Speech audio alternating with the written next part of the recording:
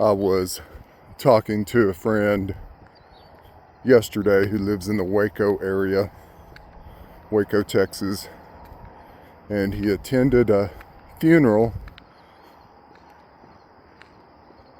for a person who had committed suicide, and it was actually a lead singer for a group called Avenue Rage. You can look that up on YouTube. Not a bad band either. I've never seen them. I've never even heard of them. But the lead singer looked like he was pretty energetic up on stage and stuff. But you know, you never know what people are going through. And some people just lose the energy to carry on for whatever reason. And you could say, well, why would a person do such a thing? They have it going on. They've got a great following and all that business, and it still doesn't matter. That's kind of crazy.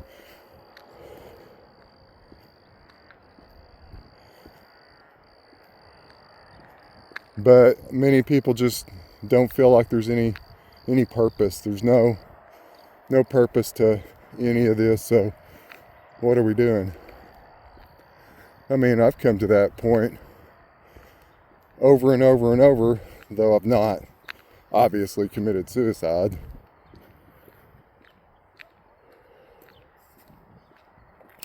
I have felt the sting of depression here and there in my life.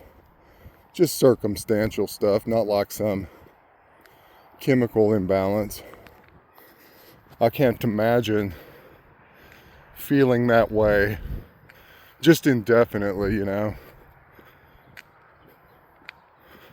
That would be just pretty much hell on earth.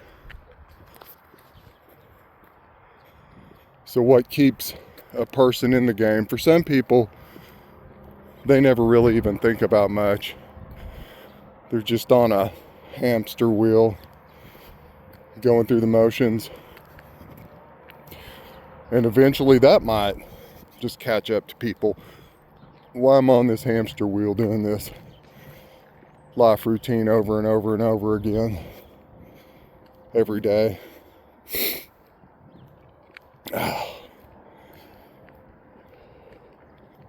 And if you're a deep thinker and you think on the next level, you're probably going to deal with some depression here and there just because of the heaviness of your own thought process.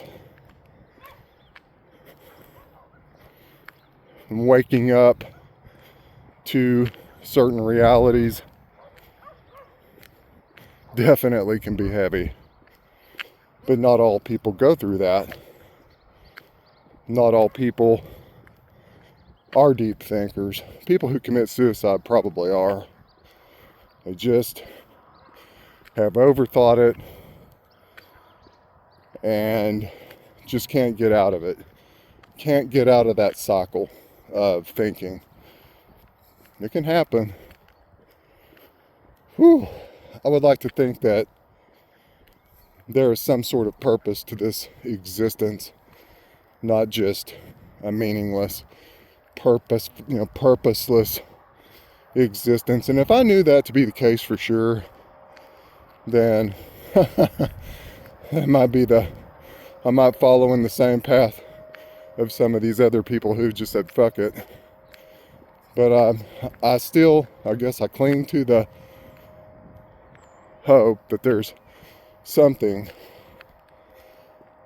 some sort of meaning to the struggle of all of this, going through all the struggles that we go through.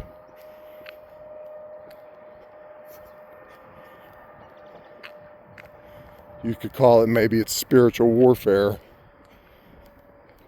this struggle on a daily basis to try to find some meaning, to put one foot in front of the other, But that can be the most lonely battlefield ever, because there's generally very few or nobody around you that can fight with you in that battle. It's a way different battlefield than even a conventional war, where you have at least comrades around you that you're in this war with, and like in Vietnam, where you can sit around and smoke weed or or whatever, and talk about the hell you're in. This type of war is way different, because there's really nobody. The most lonely war you'll ever fight.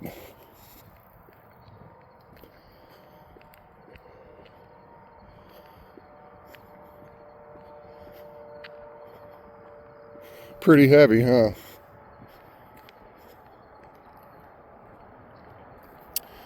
Yeah, it can be.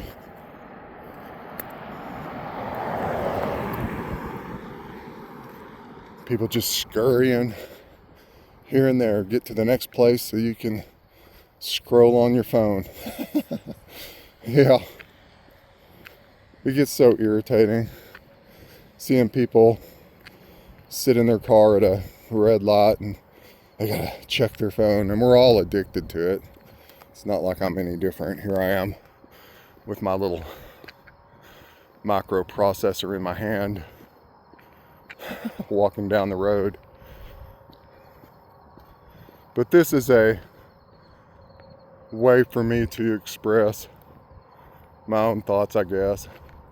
And I'm not gonna go sit in front of a shrink that has absolutely no answers at all.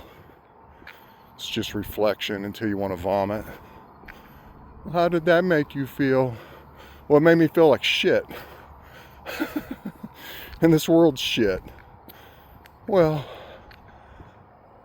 that is blah blah blah. Oh, I think the best approach may be just to make fun of this place, to insult it with humor, but to laugh at it, because it is a joke in so many ways. Oh, you shouldn't be so negative. Well, you shouldn't be so naive.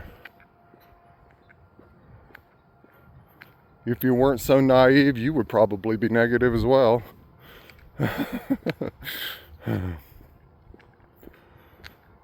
Some people have the ability to cover it all up with, say, money.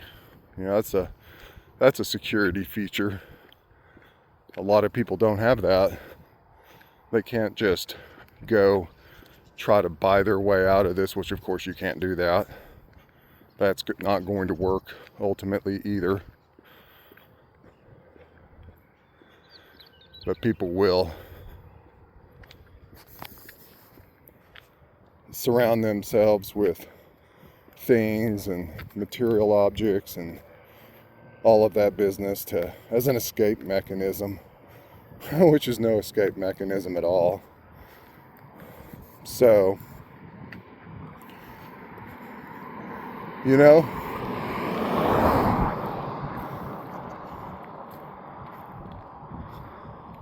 yeah, that's just where my mentality is this morning. Isn't that wonderful? And I would love to just wake up and think, oh boy, another day. The birds are singing, the crickets are chirping, the sun's coming up. But when you realize there's an end to it, that's the problem with consciousness, is that you become aware that there is an end and you don't even know when it's going to happen. That's the cruelty.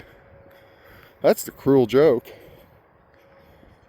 As you get thrown into this meat grinder with no knowledge of anything. You come into the world blank, programmable, and dependent upon other people for survival. And if you don't get that survival need met, then you die. And a lot of kids do. People will drop them off in a dumpster or beat them. There was a story where some young mother beat her infant to death. I've seen some horrific things in the news, and of course I've worked in the CPS system for a long time as a social worker, so obviously I've seen some horrific things. Hello, Mr. Cow, with your cowbell.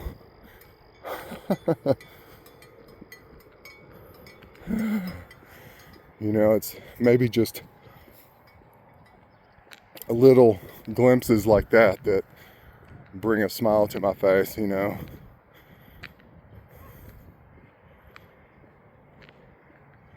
Maybe those are synchronicities, like Carl Jung would suggest, which can help at least guide you a little bit. I don't know. You know,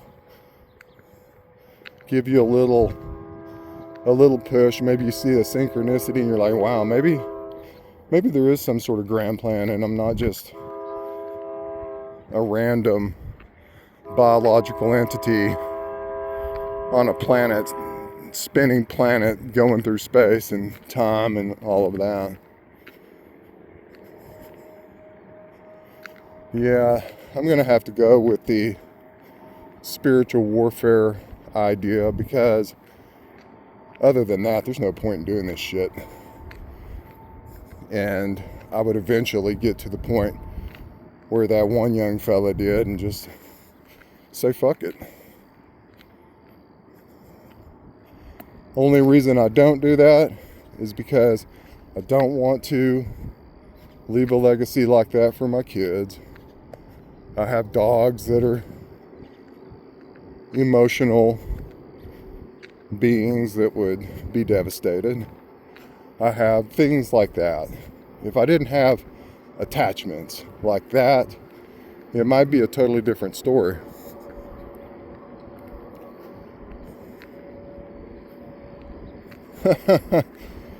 Yeah.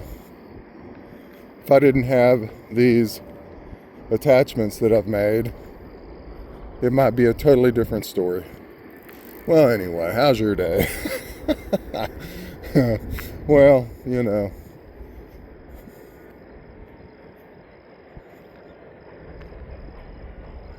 Just some thoughts from an individual who is highly awake. And I know there are other people out there who are in the same boat. They're contemplating all these things. Those are the awake ones. I've seen their channels. I listen to them occasionally. We all sound like a bunch of depressed people who are just complaining about life, but it really is, it's more than that. I mean, I'm not just out here just dropping about life. I mean, anybody with half a brain knows that something's off. And why do we feel emotional distress? Why do we feel depressed? Why do we feel physical pain? Just all those things. And there are other people out there that are going through similar things. You just don't run across them very often, you know, out here. You know, you see their channels or, you know, something like that. But you don't run into people very often. I don't. I can't talk to anybody really about this sort of stuff.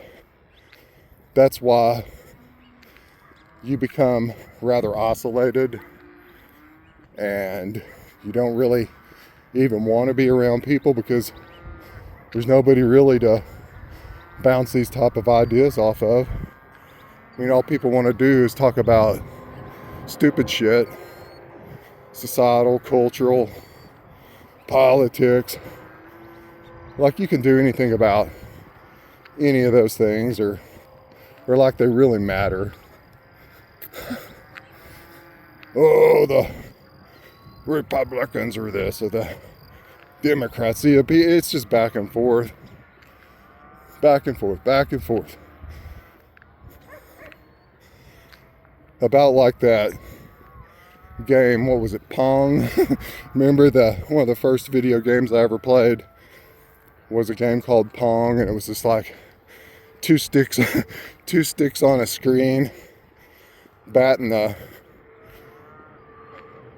imaginary ball back and forth across the screen. And if you wanted it to be more challenging, you just shorten the line on the screen. I mean, that's about as silly as it gets. But as a kid, I loved that game. And then, of course, the games became more sophisticated. You had the Atari, or you had the Odyssey 2, and then the Atari, and the Odyssey 2, we get across the road here. This is like a game of Frogger, a real life game of Frogger. Well, it's not a very busy street out here, but being that people don't pay attention any more than they do, you could be flattened like a frog or whatever, just in that game Frogger. See, Frogger was just like real life. Oh shit. Okay, well, last leg of the journey. I'm not gonna say much more. I'll keep these videos, try to keep them down, you know. Nobody wants to listen to an hour long bunch of bullshit. So, all right, I'm out.